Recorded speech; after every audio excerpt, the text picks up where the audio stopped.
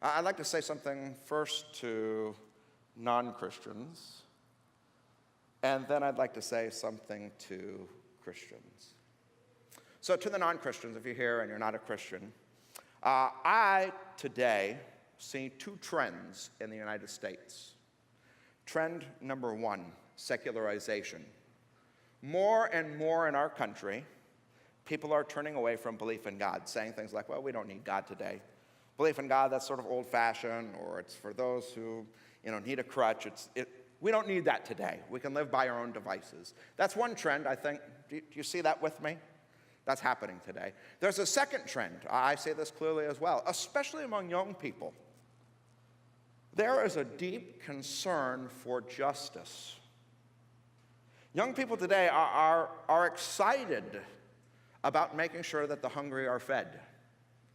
They're excited today about finding cures to diseases and prolonging life and alleviating suffering.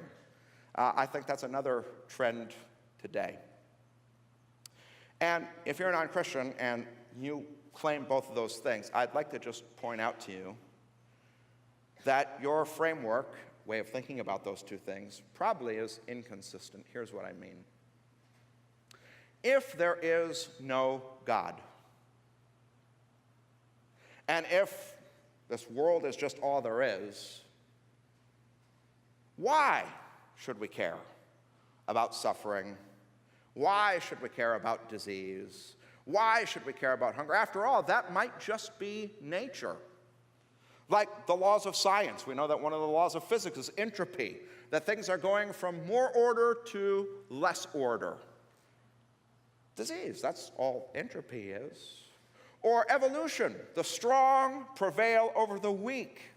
And so when we see people dying or weak, it's just nature. They should die off. Why should I be concerned to alleviate that? That's the way we're making progress. May I suggest to you that if you believe those two things, there is no God, but you have a deep concern for justice, that maybe you have that concern for justice because somewhere deep down, you know he's there.